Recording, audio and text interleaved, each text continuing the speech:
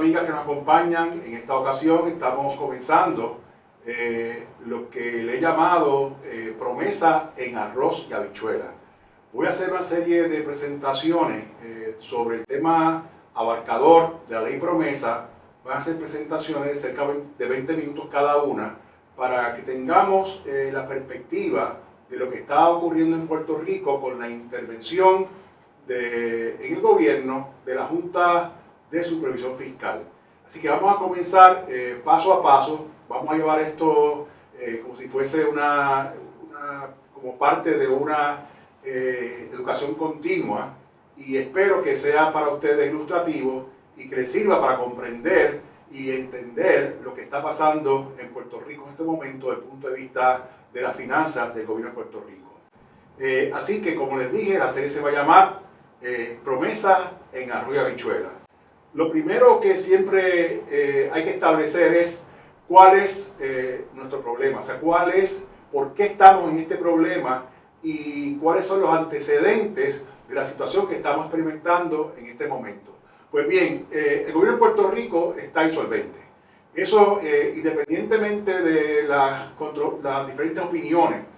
algunas personas dicen que la deuda se puede pagar, otros dicen que la deuda no se puede pagar, que paguemos los intereses, etc. La realidad es que el gobierno de Puerto Rico está insolvente. Y esto,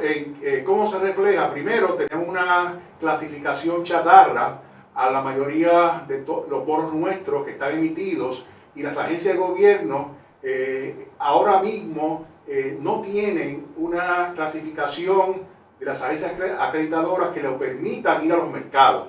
Además de esto, eso conlleva que no tengamos acceso a financiamiento a corto plazo,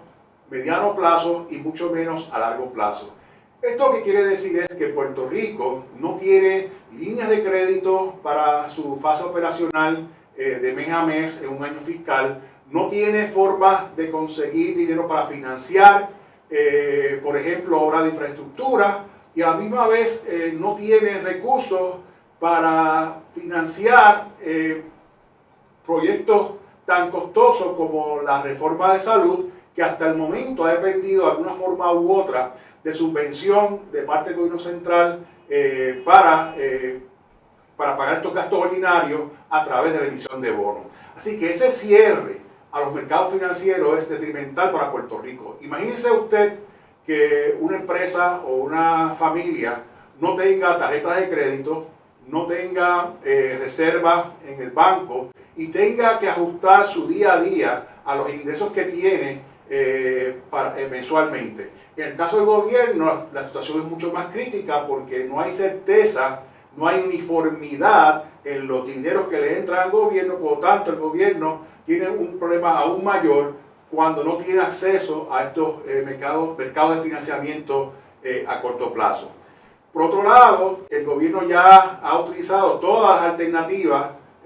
para buscar dinero debajo de las cajas de zapatos, debajo de cuentas que estaban en reserva, y el secretario de Hacienda recientemente anunció que en caja el gobierno central tiene en este momento alrededor de 450 millones de dólares. Si pensamos que el gobierno tiene que pagar una nómina mensual que debe estar cerca de los 150 millones o más, pues esto quiere decir que apenas tenemos fondos para 3 meses. Obviamente el gobierno va a recibir fondos adicionales, pero esto pone en perspectiva la caótica situación fiscal que tiene el gobierno de Puerto Rico. Un tema que tiene que ver mucho con la crisis es el nivel de endeudamiento. Puerto Rico emitió deuda en los mercados municipales de los Estados Unidos, que es una deuda que para los inversionistas es atractiva, porque las personas que compraban estos bonos no tenían que pagar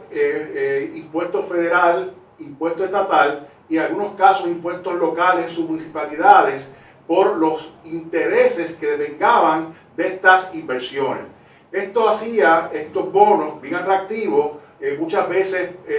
la tasa de interés de estos bonos estaba 5, 6%, 7% en lo máximo. Esto comparado con la forma de invertir, o sea, con los otros mecanismos de inversión para estas personas, pues el interés por un lado era atractivo, pero más atractivo era el hecho de que esas ganancias o esos intereses devengados por estas inversiones no tenían que pagar contribuciones estatales, federales y en algunos casos locales. Si vemos el panorama de la deuda de Puerto Rico, podemos ver que actualmente hay cerca de 64.169 millones en deuda acumulada por las entidades que son parte del gobierno central y corporaciones públicas de infraestructura y otros mecanismos de financiamiento que el gobierno de Puerto Rico creó como parte de su plan fiscal a través de los últimos 30 y 40 años. El gobierno central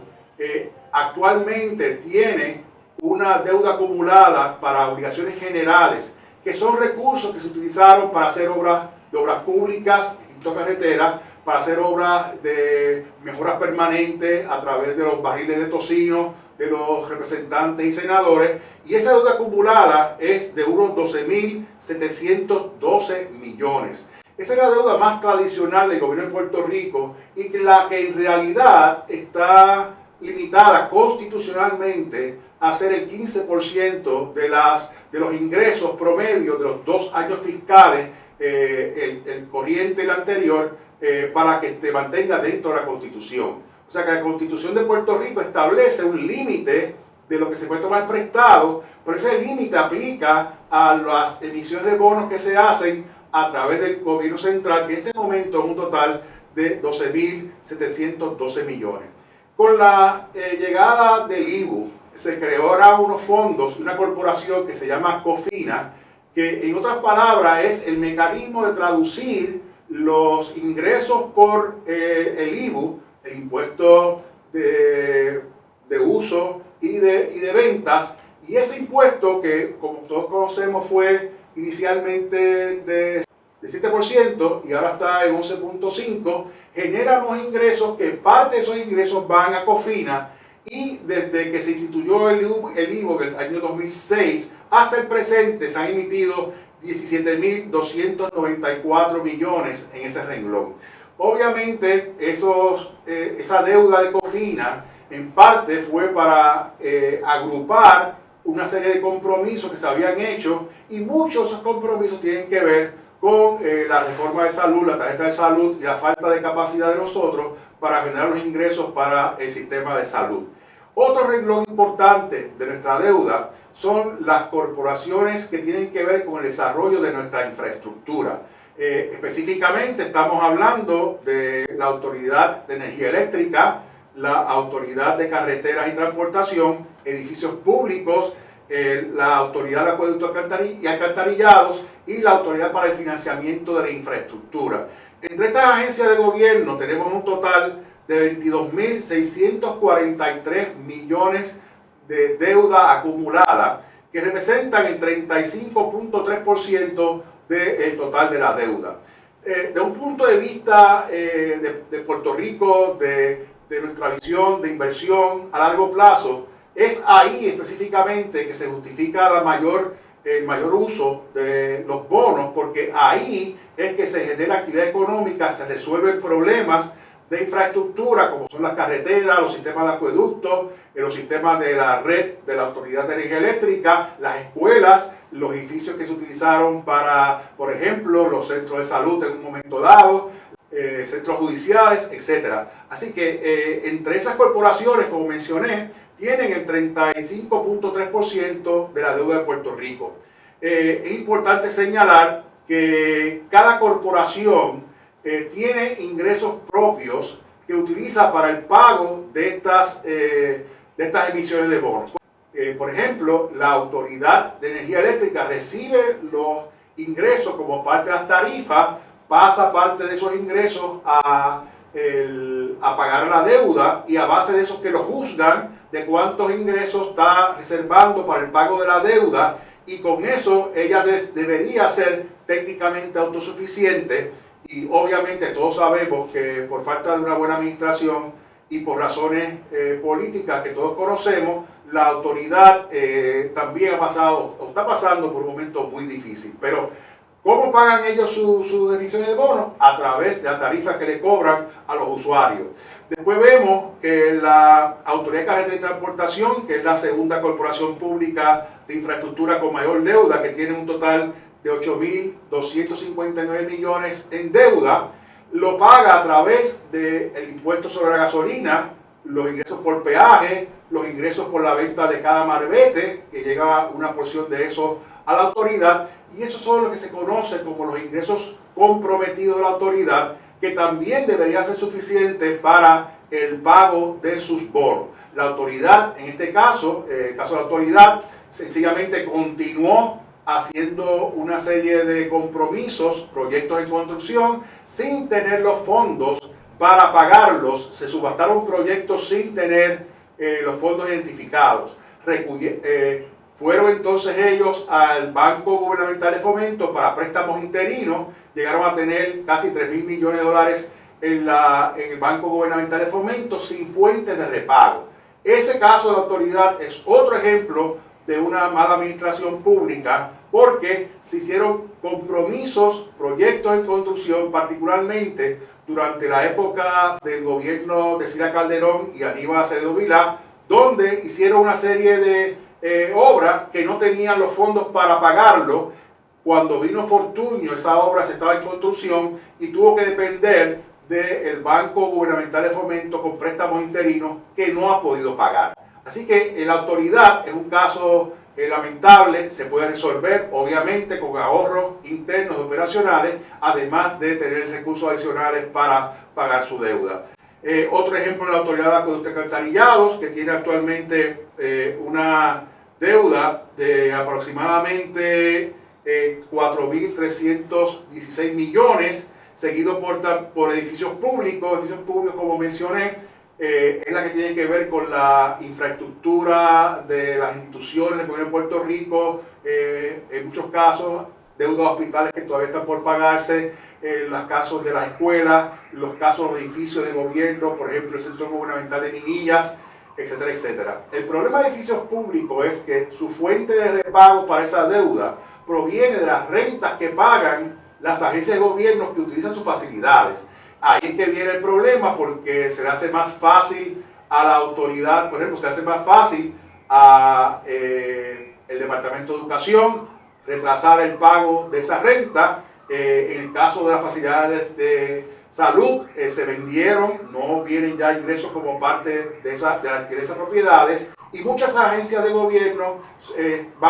demoran en sus pagos, teniendo un efecto detrimental en la autoridad de edificios públicos, teniendo que depender entonces de recursos del Fondo General para pagar su deuda o su servicio de la deuda. El caso de AFI es un caso que originalmente se creó, que es la Autoridad para el Financiamiento de la Infraestructura, se creó para utilizar los fondos de la venta telefónica, que generaron cerca de 1.500 millones, eso fue para el año 99. Esos fondos se utilizaron y AFI después utilizó parte de los ingresos por los arbitrios del RON que llegaban a Puerto Rico para comprometerlos y levantar recursos para hacer obras de infraestructura. Y así que AFI tiene el total de una deuda aproximadamente de unos 2.086 millones de dólares. Así que vemos que de cierta manera hay una razón justificada para la emisión de esta deuda. Donde vienen los problemas es cuando utilizamos emisiones a largo plazo para financiar gastos ordinarios, como son, el ejemplo más clásico es financiar el déficit operacional de la tarjeta de salud o el propio déficit operacional de agencias del gobierno, como son el caso de la policía, que es un ejemplo clásico donde casi siempre al final hay una falta de recursos internos, al igual que para el Departamento de Salud en términos de agencia de gobierno. Bien, agravando nuestro problema, Puerto Rico, como si fuera poco, tenemos lo que se conocen como unos precipicios fiscales. ¿Qué quiere decir esto? Que actualmente tenemos unos ingresos que provienen, por ejemplo, en el primer caso, de Obamacare, del programa de salud del presidente de Estados Unidos. En el segundo caso, los fondos vienen de un impuesto de 4% a las ventas de las corporaciones foráneas, y esos ingresos tienen una fecha límite de existencia. En el primer caso, Puerto Rico está recibiendo cerca de 1.300 millones del programa de Obamacare, que está en un modo temporero desde que se firmó la ley en el año 2010, y esto quiere decir que esos fondos se van a terminar para finales del año 2017. Así que imagínense usted qué vamos a hacer, qué va a hacer Puerto Rico ante ese hecho sin discusión de que se van a perder 1.300 millones a finales del 2017. Tenemos escasamente dos o tres alternativas. Primero, adaptar la tarjeta de salud a los ingresos que tenemos recurrentes, que son mucho menos que lo que cuesta. Segundo, está reducir los servicios de la reforma de salud. Tercero, aumentar ingresos de otros lados, tal vez restándole ingresos a otras agencias del gobierno. Y como último, sería poder convencer al Congreso de Estados Unidos y al presidente de Estados Unidos de la necesidad de la paridad para recibir, que Puerto Rico reciba los mismos fondos que reciben los estados proporcionalmente. Puerto Rico es castigado por el sistema de salud de los Estados Unidos, donde recibimos solamente alrededor del 22% de los costos de la reforma de salud. Los estados más pobres de Estados Unidos reciben hasta 73% de esos costos. Así que hay un reto grande para el gobierno de Puerto Rico, gobernador entrante ahora en el 2017, para convencer al Congreso de que restituya la paridad, que nos dé paridad en los fondos de Medicaid, que son los que se utilizan para la reforma de salud. Si esto no ocurre, tenemos un grave problema que atender como parte de todos los problemas que estamos viendo desde el punto de fiscal en estos momentos. Un segundo caso de algo parecido es que durante la administración de Luis Fortuño se impuso un impuesto de 4% en las ventas de las corporaciones foráneas que están en Puerto Rico, que eso no es otra cosa que las corporaciones que se reorganizaron bajo la sección 901 del Código Federal de Rentas Internas. Después de las 936 se le cobra 4%, que genera alrededor de 2.000 millones al año. Ese impuesto que supuestamente iba a ser temporero, que fue criticado por la oposición en aquel momento, y lo primero que hicieron en 2013 fue extenderlo hasta finales también del año 2017. Imagínense ustedes que ese 2.000 millones representa el 20% de los fondos que entran al Fondo General, que son alrededor de 9.000 millones de dólares. Lo que agrava esta situación es que para que esos fondos, las corporaciones foráneas lo puedan utilizar como crédito, pero para que ese impuesto, las corporaciones foráneas lo puedan utilizar como crédito a nivel federal, hay una reglamentación temporera de parte del Tesoro y de la renta interna, la IRS federal, que establecen que mientras ellos no digan lo contrario y no acaben de decidir de una forma definitiva, se puede utilizar lo que paguen estas empresas en Puerto Rico, estos 2.000 millones que acabo de mencionar, como crédito para el pago de contribuciones en los Estados Unidos. Eso mucha gente lo ha visto como un bailout federal, o sea, una decisión administrativa del Ejecutivo Federal para tratar de ayudar a Puerto Rico en este momento de crisis. El problema con eso es que no hay garantía de que esto no cambie en cualquier momento, y no hay garantía que si Puerto Rico extiende la vigencia de esta ley y legisla para que sea vigente a partir del 31 de diciembre del 2017, no hay garantía de que el Congreso, de que el sistema ejecutivo federal permanezca con esa posición donde reconoce esto como un crédito. Así que este es otro precipicio que Puerto Rico tiene, y que sumado a los 1.300 millones de la tarjeta de salud, suman alrededor de 3.300 millones que a partir del 31 de diciembre del próximo año no vamos a tener. Por último, en términos de precipicios fiscales, los sistemas de retiro actualmente tienen una insolvencia de 46.000 millones. ¿Qué quiere decir esto? Que si todo el mundo se retirara como está programado o anticipan los actuarios, Puerto Rico no podría pagarle a estas personas su retiro que devengaron, o sea, que acumularon a través de su trabajo para el gobierno. Así es que si queremos honrar esos compromisos del gobierno de Puerto Rico y el sistema de retiro tan insolvente, la única alternativa o una alternativa es que el gobierno central asuma la responsabilidad del pago de esa deficiencia. Y se estima que esto puede ser a razón de 800 millones al año. Así que ustedes se imaginan que los retirados, en vez de estar devengando de unos fondos dedicados para ellos, van a estar devengando sus compensación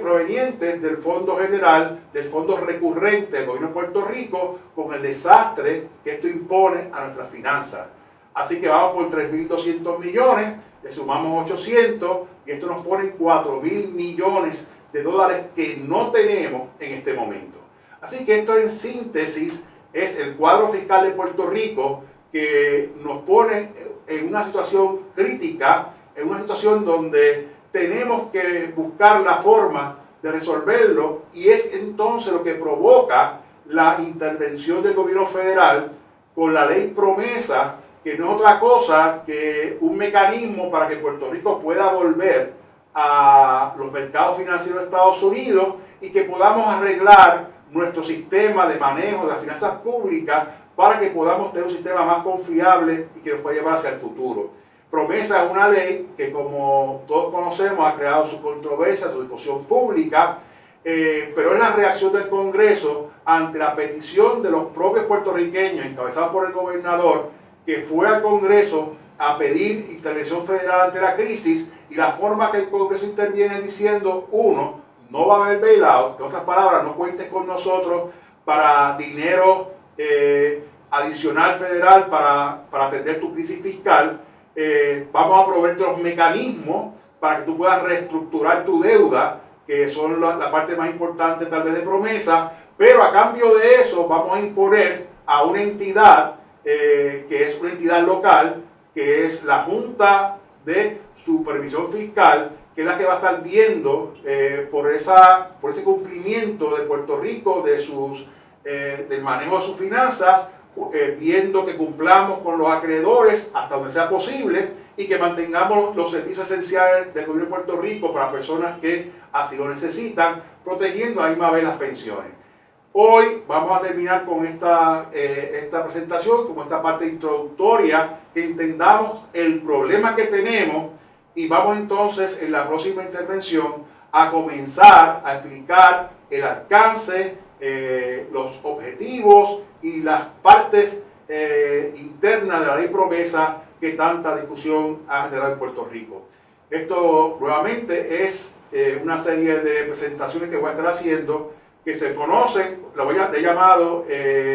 promesa en arroz y habichuela. Hasta una próxima ocasión, le agradezco su sintonía, les habló Carlos Pesquera como parte del esfuerzo eljunte.com. Muchas gracias.